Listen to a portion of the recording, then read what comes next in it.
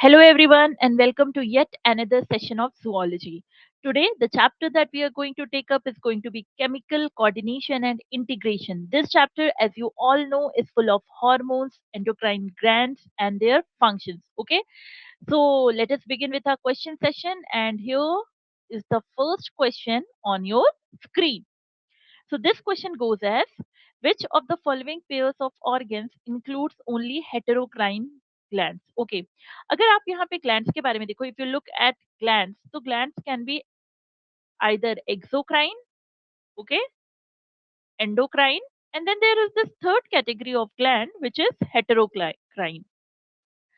So these heterocrine glands, okay, ये जो heterocrine glands होते हैं आपके, they are a mix of exocrine as well as endocrine glands. मतलब इनमें exocrine portion भी होता है और इनमें endocrine portion भी होता है. और ऐसे जो glands होते हैं बच्चों, ऐसे आपके दो ही glands होते हैं. एक होते हैं आपके pancreas और दूसरा होता है आपका primary sex organ. Primary sex organ, as you know, could be ovary in female and testis in males. Okay.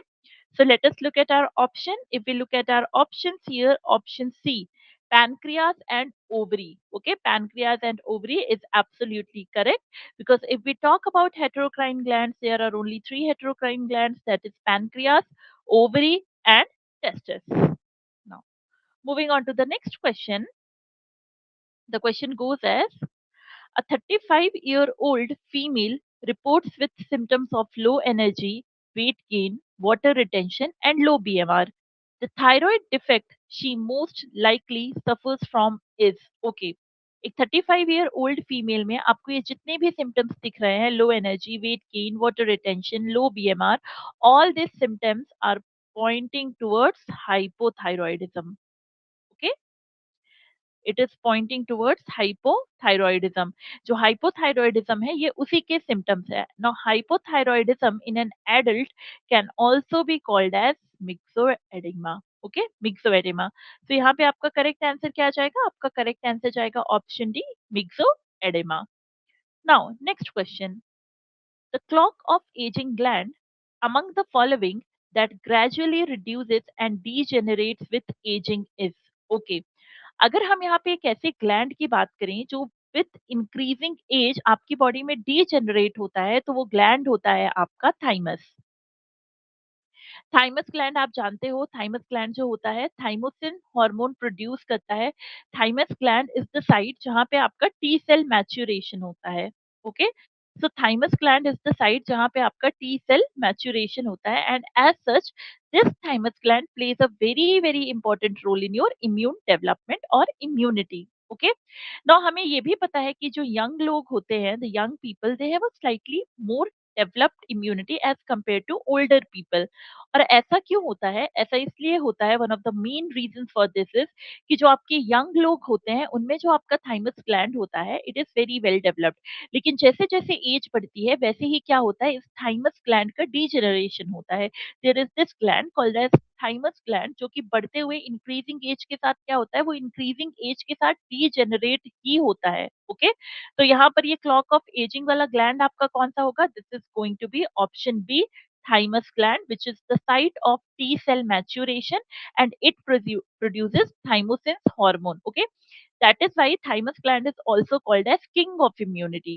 Okay, now let us look at next question. The two lobes of thyroid gland are interconnected by a thin flap of connective tissue called. Okay, so the two lobes of thyroid gland जो होते हैं, they are interconnected by a thin flap of connective tissue. और उस connective tissue का नाम क्या होता है? उस connective tissue का नाम होता है isthmus. Okay, the connective tissue, the thin flap of connective tissue which connects your two lobes of thyroid gland is your isthmus. So the correct answer is going to be option C, isthmus. Now, next question. Next question goes as, destruction of beta cells in pancreas may result in. Okay, तो सबसे पहले तो pancreas, जो कि अभी हमने थोड़ी देर पहले डिस्कस किया, एक हेक्सोक्राइन ग्लैंड होता है. उसके एंडोक्राइन ग्लैंड में you have this portion called as beta cells. तो सबसे पहले तो हमें ये पता होना चाहिए कि बीटा सेल्स के फंक्शन क्या होते हैं. तो बीटा सेल क्या फंक्शन करता है? Insulin secretion. ओके, तो जो आपके पैनक्रियास के बीटा सेल्स हैं, they are involved in insulin secretion. अब अगर आप पैनक्रियास के बीटा सेल्स को डिस्ट्रॉय कर रहे हो, तो कौन सा हार्मोन है जिसकी सिंथेसिस या सिक्रीशन पे आपके इफेक्ट पड़ेगा? That is your insulin hormone. Okay, तो destruction of beta cells is going to cause a decrease in the level of the hormone insulin। इसको इसकी वजह से इंसुलिन हार्मोन जो है वो कम होगा। नाउ अगर आपका इंसुलिन हार्मोन कम हो रहा है तो आपको क्या हो सकता है? Insulin hormone, as you know, insulin hormone आपका ब्लड शुगर लेवल लो करता है, यानी कि आपके ब्लड में शुगर या फिर ग्लूकोज लेवल जो होता है उसको लो करता है, कम करता है। अब अगर आपकी बॉडी में इंसुलिन हार्मोन की कमी हुई, इसका मतलब ये कि आपके ब्लड में जो ग्लूकोज का लेवल है वो बहुत ज्यादा बढ़ जाएगा, यानी you will have high glucose levels in your blood. Okay, now this high glucose level, high, hyper and glucose levels glycemia. Okay, so this high glucose levels is actually called hyperglycemia. Okay, so destruction of beta cells of pancreas may result in, the correct answer is going to be option D, hyperglycemia. Now next question. The sella turcica of sphenoid bone houses gland, X gland, and identify X. Okay, तो यहाँ पर जो आपकी सेला turcica bone होती है, sorry, सेला turcica cavity होती है, which is in your sphenoid bone. Sphenoid bone में जो टेरस सेला टर्सिका कैविटी है, उसमें आपका कौन सा ग्लैंड होता है? तो उसमें आपका पिट्यूटरी ग्लैंड होता है। Okay, so the correct answer is going to be option A, pituitary gland. Now next question. Complete the analogy with respect to source gland of hormone, GnRH, hypothalamus, MSH. Okay, तो यहाँ पर basically आपको एक analogy complete करनी है। यहाँ पे hormone को you have to mix it up with the source gland.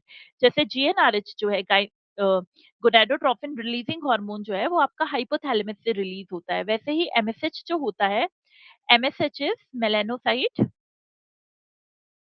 Stimulating hormone. Okay, जो आपका एमएसएच होता है, मेलानोसाइट स्टिमुलेटिंग हार्मोन, ये कौन से ग्लैंड से रिलीज होता है? तो ये रिलीज होता है तुम्हारे पास इंटरमीडिया से। Okay, pars intermedia which is a part of your adenohypophysis. Adenohypophysis का ही पार्ट होता है पास इंटरमीडिया, और पास इंटरमीडिया से आपका एमएसएच हार्मोन जो होता है उसका सिक्रीशन होता है। Now next question. The hormone which stimulates secretion of water and bicarbonate ions from pancreas is, okay, तो यहाँ पर देखो बच्चों, चार हार्मोन आपके सामने दिए गए हैं। गैस्ट्रिन, गैस्ट्रिन हार्मोन जो होता है वो गैस्ट्रिक सिक्रीशंस करवाता है। ओके, ये आपका जो स्टमक होता है उसमें सिक्रीशंस को एनहेंस करता है। Secretin, secretin is the hormone which actually stimulates the secretion of water and bicarbonate ions from pancreas। CCK which is your cholecystokinin, ये क्या करवाता है? ये गॉल ब्लैडर का कंट्रैक्शन करवाता है टू रिलीज बाइल जूस। और GIP, गैस्ट्रिक इनहिबिटरी पेप्टाइड जो होता है वो क्या करता है? वो गैस्ट्रिक सिक्रीशन को इनहिबिट करता है या कम करवाता है। तो यहाँ पे आपका करेक्ट आंसर क्या जाएगा? The hormone which stimulates the secretion of water and bicarbonate ions from pancreas is going to be secretin. Okay, so your option B, secretin, is going to be your correct answer. Moving on. A patient of diabetes mellitus will excrete glucose in urine even when kept on a carbohydrate free diet because, okay, diabetes mellitus है अगर किसी patient को, तो diabetes mellitus क्यों हुआ होगा? क्योंकि उसकी बॉडी में इंसुलिन जो है, इंसुलिन की कमी हो गई होगी। जब आपके बॉडी में इंसुलिन की कमी होती है तो इंसुलिन की डेफिशिएंसी से जो डिजीज होती है दैट इज डायबिटीज मेलाइटस। इसके चलते क्या होगा? इसके चलते जो आपका ब्लड है, ब्लड में ग्लूकोज का लेवल एक्सेप्शनली हाई हो जाएगा। ब्लड में ग्लूकोज का लेवल हमेशा बहुत ज्यादा हाई होगा। ओके, तो ये ग्लूकोज आपके ब्लड में तो ज्यादा है, लेकिन ये ग्लूकोज आपके टिश्यूज में कम है। Okay, the level of glucose is very less in your tissues. अब अगर आपके टिश्यूज में ग्लूकोज का लेवल कम हो गया है, and tissues require glucose to produce energy, so in the absence of glucose आपके टिश्यूज क्या करेंगे? Your tissues will start using fats. Okay, वो फैट्स को यूज करेंगे, फैट्स को यूज करेंगे as a source of energy, fats को glucose में कन्वर्ट करेंगे and then they will proceed. Okay, तो even if a person is kept on a carbohydrate free diet, फिर भी एक डायबिटीज मेलाइटस पर्सन में ग्लूकोज क्यों आएगी यूरिन में? Because fats are catabolised to form glucose. Now next question. All of the following will act as second messengers except. Okay, तो यहाँ पे देखो बच्चों, आपका साइक्लिक एएमपी जो होता है वो सेकेंड मैसेंजर होता है, साइक्लिक जीएमपी भी सेकेंड मैसेंजर होता है, डाईएसाइल ग्लिसरॉल भी आपका सेकेंड मैसेंजर होता है, उसके अलावा जो आपका आईपी3 होता है वो भी सेकेंड मैसेंजर होता है. लेकिन यहाँ पर आपको ऑप्शन ए दिए गया है, एडेनाइलिल साइक्लेज. ओके, जो आपका एडेनाइलिल साइक्लेज होता है, this is actually an enzyme. Okay, so इस क्वेश्चन का आंसर क्या जाएगा? इस क्वेश्चन का आंसर जाएगा option A, adenylyl cyclase. Moving on to the next question. Hormones produced by endocrine cells of kidneys include all except, okay, renin.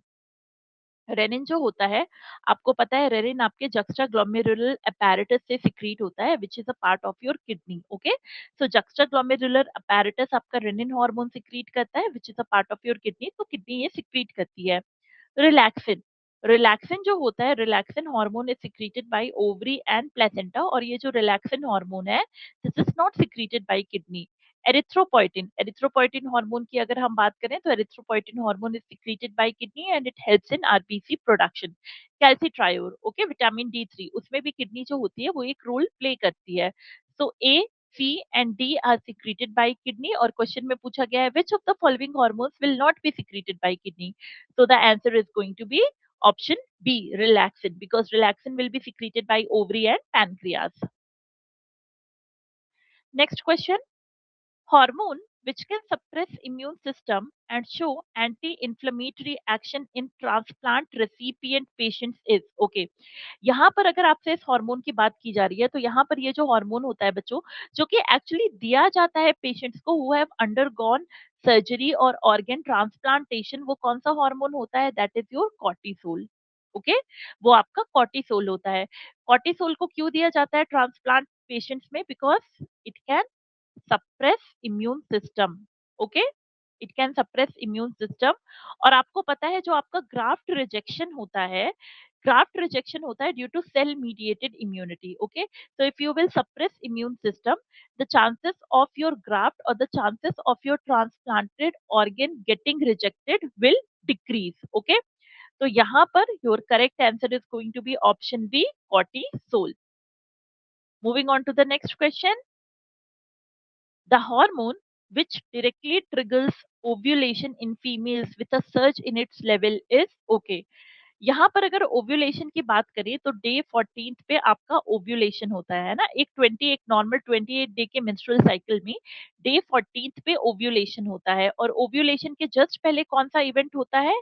LH surge. Okay, LH surge. LH hormone आपको पता है, LH hormone की अगर हम females में बात करें तो वो दो काम करता है. एक तो वो ओव्यूलेशन इंड्यूस करता है, LH hormone is responsible for causing ovulation और inducing ovulation from Graafian follicle. और उसके साथ साथ ये क्या करता है?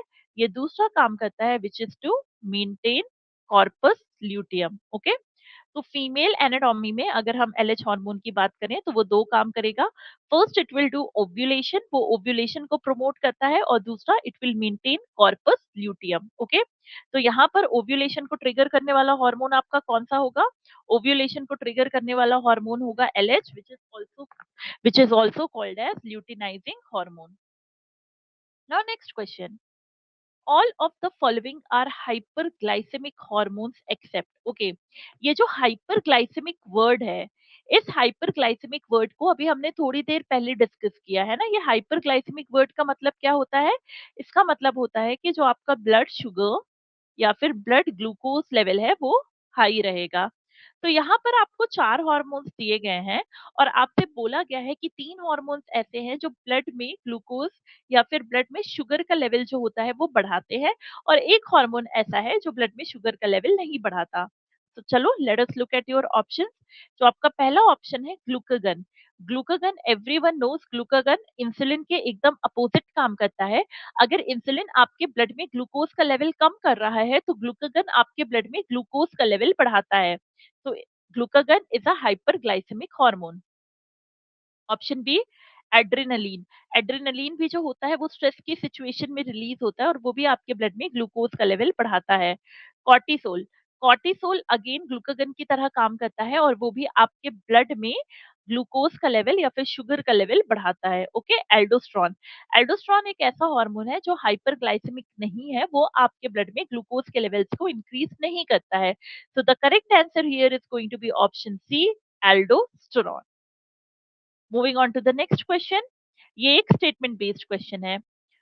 Given below are two statements. Statement one, parathyroid hormone acts on bones and stimulates the process of bone resorption. Okay, parathyroid hormone जिसको कि हम पीटीएच भी कहते हैं, पीटीएच हार्मोन का काम क्या होता है? पीटीएच हार्मोन का काम होता है ब्लड में कैल्शियम का लेवल बढ़ाना। तो कैल्शियम का लेवल बढ़ाने के लिए ये आपके बोन्स का रिजॉर्प्शन करवाता है ताकि आपके ब्लड में कैल्शियम का लेवल बढ़े। ओके, तो parathyroid hormone acts on bones and stimulates the process of bone resorption. Okay, this is absolutely correct है ना। बोन रिजॉर्प्शन से क्या होता है? बोन रीजॉर्प्शन से आपका कैल्शियम जो होता है वो ब्लड में रिलीज होता है और ब्लड में कैल्शियम का लेवल बढ़ता है।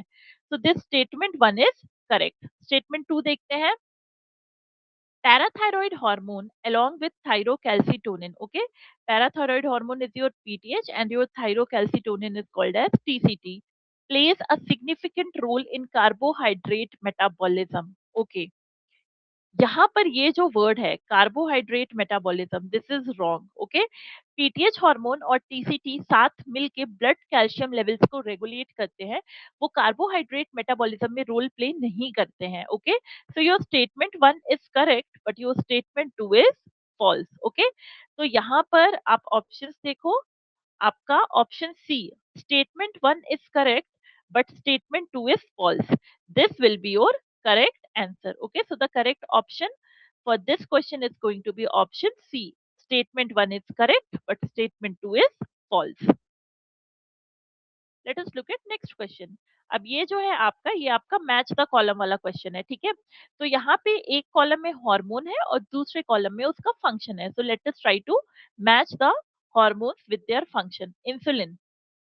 देखो बच्चों, इंसुलिन के बारे में हमने अभी इस सेशन में इतनी बार बात किया और हमने हर बार क्या किया है, हमने क्या कहा इंसुलिन के लिए कि इंसुलिन जो होता है वो आपका ब्लड ग्लूकोज लेवल घटाता है, ठीक है।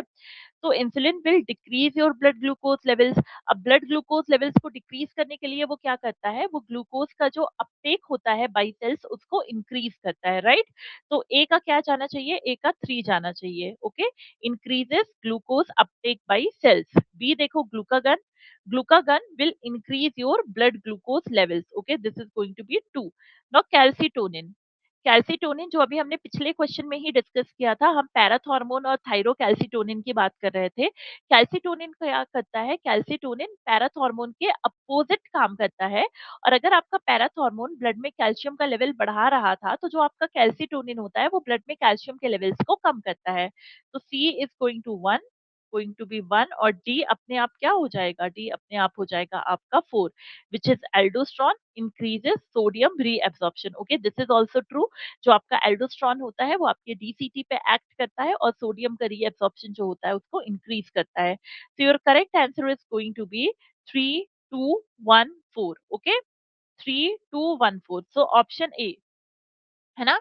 यहाँ पर जो आपका ऑप्शन ए है 3 2 1 4, this is going to be your correct answer.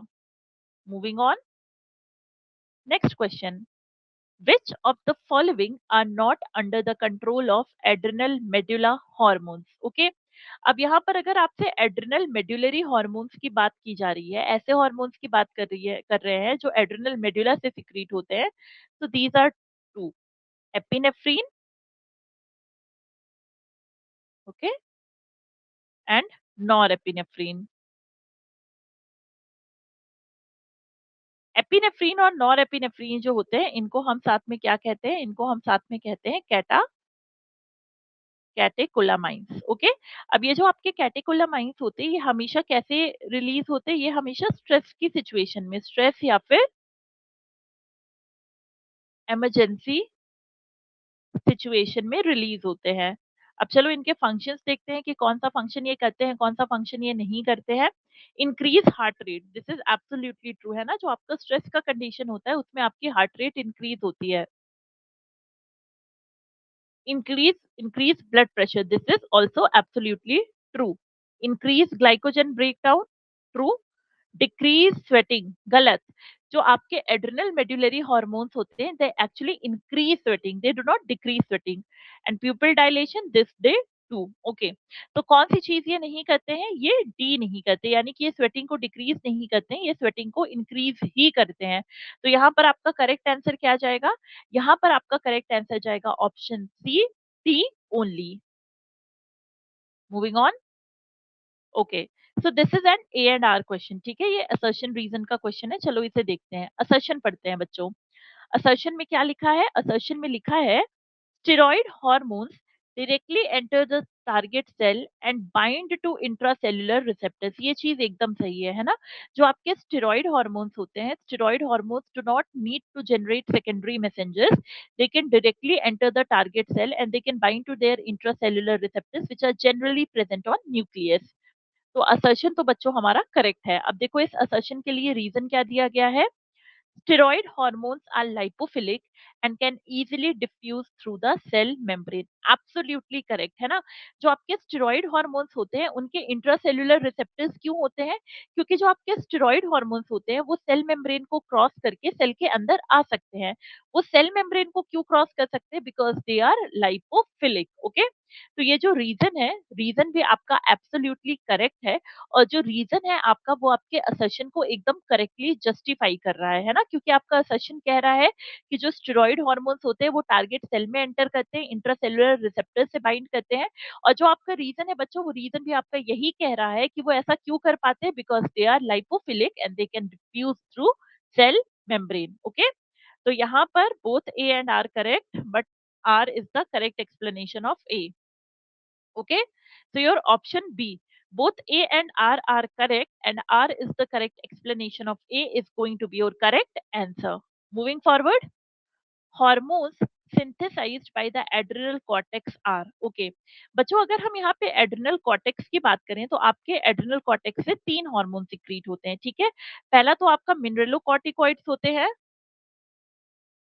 Okay, mineralocorticoid जिसका कि आप एग्जाम्पल पढ़ते हो एल्डोस्ट्रॉन। दूसरा आपका ग्लूकोकॉर्टिकॉइड होता है, ग्लूकोकॉर्टिकॉइड में जिसमें आप पढ़ते हो कॉर्टिसोल।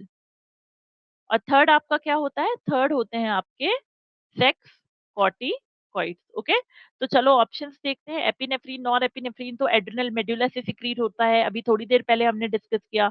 कॉर्टिसोल एंड एल्डोस्ट्रॉन एकदम correct. Insulin and glucagon pancreas से सिक्रीट होता है। एंड थायरॉक्सिन एंड ट्राईआयोडोथायरोनिन ये आपका थायराइड ग्लैंड सिक्रीट करता है। So the hormone secreted by adrenal cortex are going to be cortisol and aldosterone. Hence for this question option B is correct. Now next question, which condition would inhibit the release of parathyroid hormone PTH। अब देखो बच्चों, PTH hormone जो होता है as we have discussed, इसका काम क्या होता है? PTH हार्मोन का काम होता है to increase blood calcium levels. Okay, तो ये आपके ब्लड में कैल्शियम के लेवल्स को इंक्रीज करता है। तो PTH का काम है to increase blood calcium levels. अब क्वेश्चन में क्या पूछा गया है कि कौन सी ऐसी कंडीशन है जो PTH के रिलीज को इनहिबिट करेगी? तो देखो इट्स वेरी ऑब्वियस, अगर ये इंक्रीज करता है ब्लड कैल्शियम लेवल्स, है ना? तो अगर आपके ब्लड में कैल्शियम का लेवल ऑलरेडी हाई होगा, यानी if you have high blood calcium levels,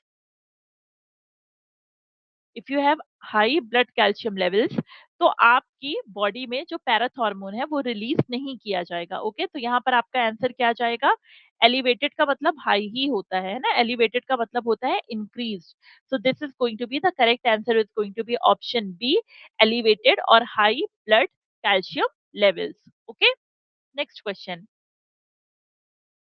अब patient presents with muscle cramps and tetany. Which hormonal deficiency is the most likely cause? Okay, यहाँ पर अगर आप देखोगे तो यहाँ पर आपके दो चैप्टर्स जो हैं उनको मिक्स किया गया है. One chapter is locomotion and movement and the another chapter is chemical coordination and integration. Okay, locomotion and movement में आप टिटैनी के बारे में पढ़ते हो. ओके, और आप पढ़ते हो कि टिटैनी में क्या होता है. टिटैनी में आपको सडन मसल क्रैम्प्स आते हैं, सस्टेन्ड मस्कुलर कंट्रैक्शन हो जाता है. व्हाई?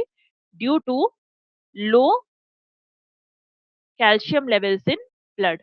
ओके, तो आपको टिटैनी क्यों होती है? टिटैनी होती है due to low blood calcium levels. Okay, अब अगर आपके ब्लड में कैल्शियम का लेवल लो है तो कौन सा हार्मोन होगी जिसकी डेफिशिएंसी होगी?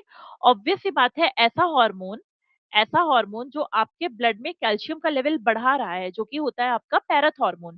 पैराथॉर्मोन आपके ब्लड में कैल्शियम का लेवल बढ़ाता है. अगर आपके ब्लड में पैराथॉर्मोन कम हो गया तो आपके ब्लड में कैल्शियम का भी लेवल क्या हो जाएगा? कम हो जाएगा, जिसकी वजह से टिटैनी होगी. ओके, तो इसमें करेक्ट आंसर क्या जाएगा? करेक्ट आंसर जाएगा option C, parathyroid hormone deficiency. Now ये जो है, again this is a match the column question. ठीक है, लेकिन यहाँ पर आपको हार्मोन के साथ साथ क्या दिया गया है बच्चों? यहाँ पे आपको हार्मोन के साथ साथ उसकी डिजीज दी गई है. So we have to match the hormones with their respective diseases. चलो इंसुलिन देखते हैं. देखो, हम इतना ज्यादा इस सेशन में डिस्कस कर चुके हैं बार बार. इंसुलिन जो होता है, इंसुलिन की कमी से आपको कौन सी डिजीज होती है? आपको होती है डायबिटीज मेलाइटिस. ओके, तो ए का 2 होगा. Okay, then thyroxine. Thyroxine hormone की कमी से कौन सी डिजीजेस होंगी? बहुत सारी डिजीजेस होती है. क्रेटिनिज्म होता है, मिक्सोएडेमा होता है और गॉइटर होता है. तो बी का 4 होगा.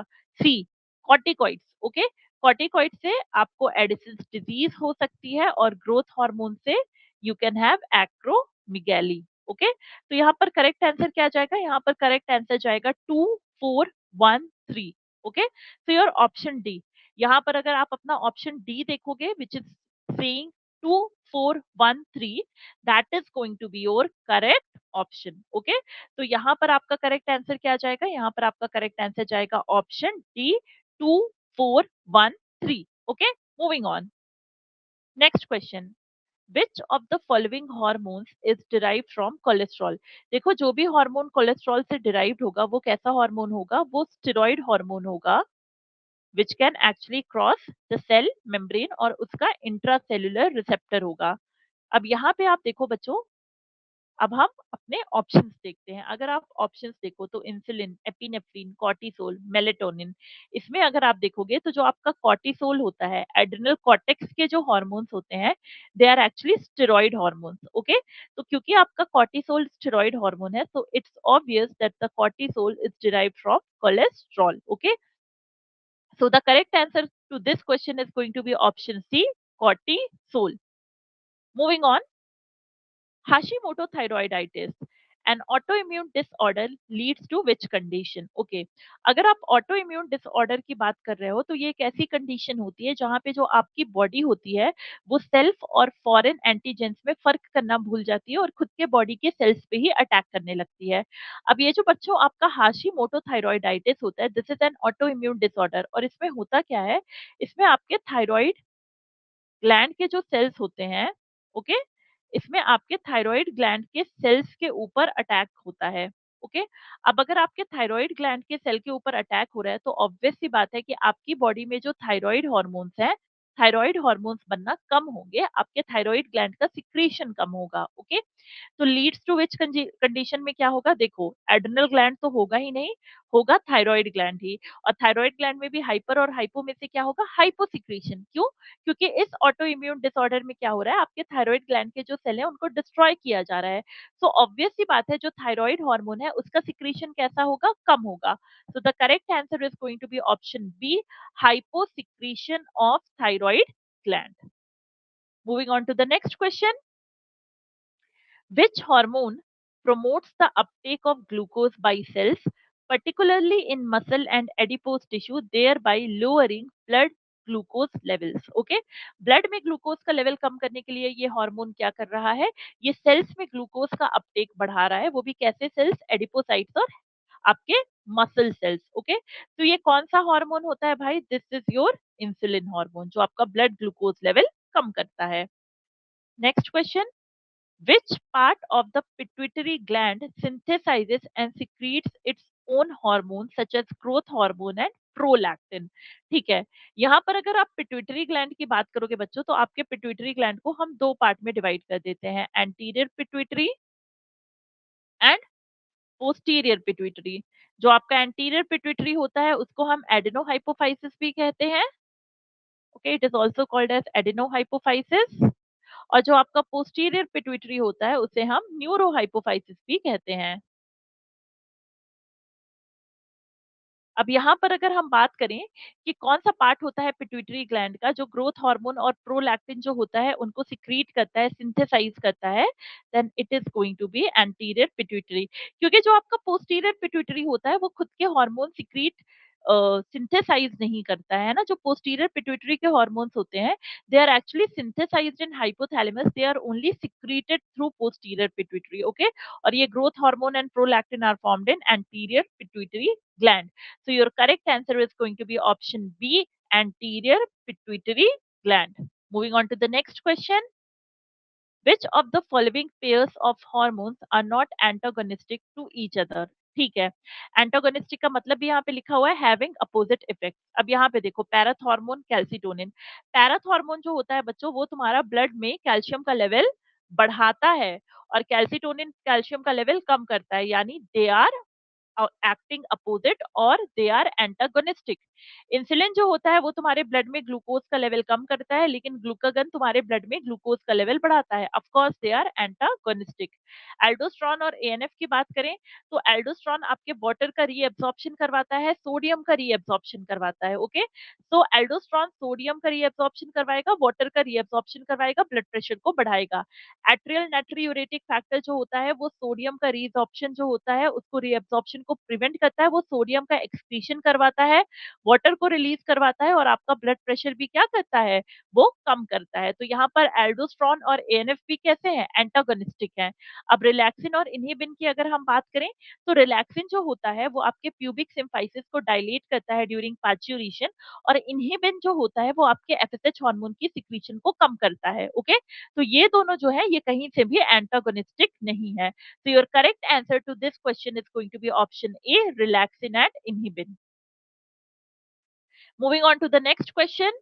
Which of the following is a direct precursor to the synthesis of the thyroid hormone? Okay, अब अगर यहाँ पे बच्चों आपके थायराइड हार्मोन की बात की जाए तो थायराइड हार्मोन दो चीजों से मिलकर बनता है। एक तो आपकी अमीनो एसिड होती है tyrosine, so you have your tyrosine amino acid, and this tyrosine amino acid actually gets attached with iodine, है ना।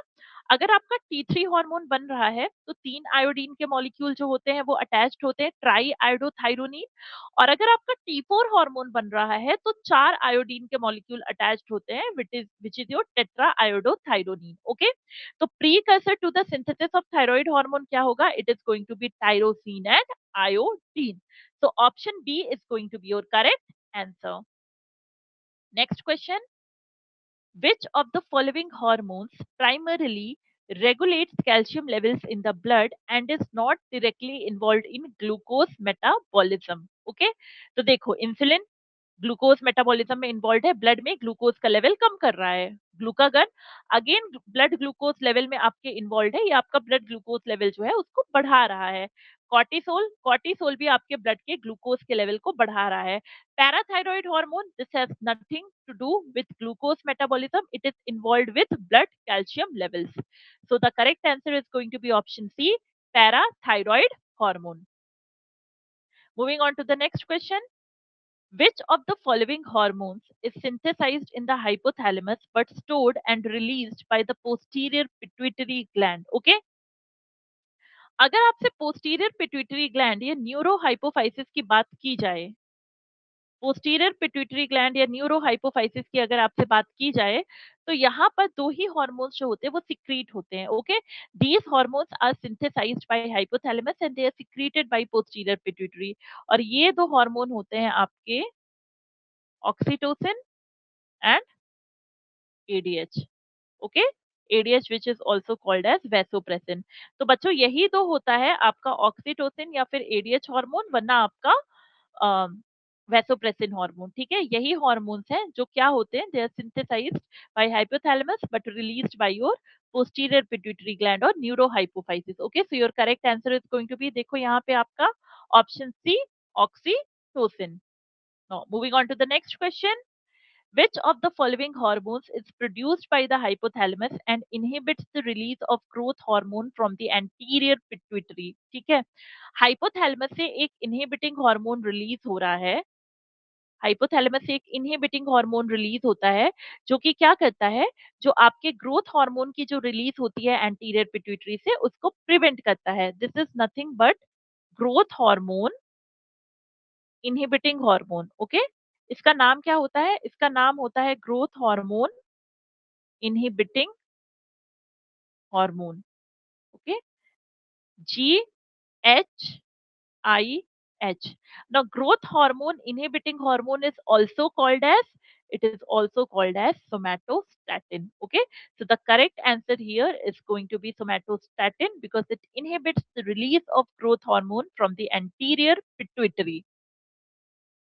Moving on, which of the following anterior pituitary hormone stimulates the synthesis and secretion of thyroid hormones? Okay, so आपके anterior pituitary gland से ऐसा कौन सा hormone release होता है जो आपके थायराइड ग्लैंड की सिक्रीशन और सिंथेसिस को बढ़ाता है?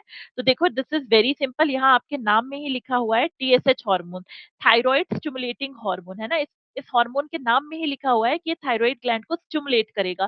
किस चीज के लिए स्टिमुलेट करेगा? It will stimulate the thyroid gland to produce and secrete thyroid hormones. Okay, so the correct answer is going to be option C. Now, next question. Which of the following physiological changes would not be expected as part of the fight or flight response mediated by the adrenal medulla? Okay, चलो, increase heart rate, बिल्कुल।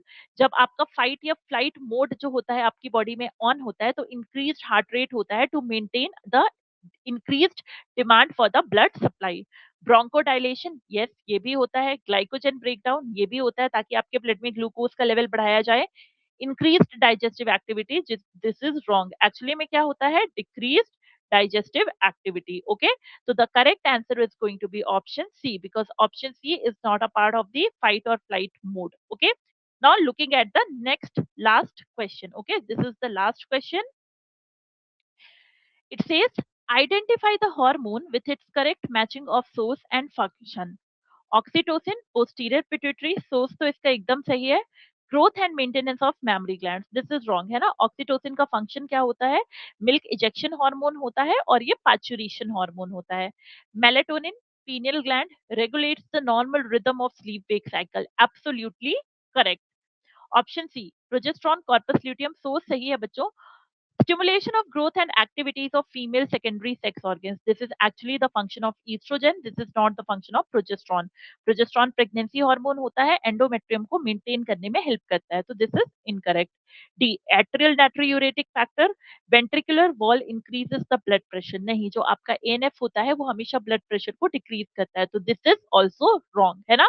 तो यहाँ पे आपका correct answer क्या जाएगा, यहाँ पे आपका correct answer जाएगा option B, मेलेटोनिन, क्योंकि इसमें आपका जो सोर्स ग्लैंड है और जो फंक्शन है दोनों ही क्या है, दोनों ही सही है। Okay, so this was all for today's session. आज हमने chemical coordination and integration chapter को डिस्कस किया है।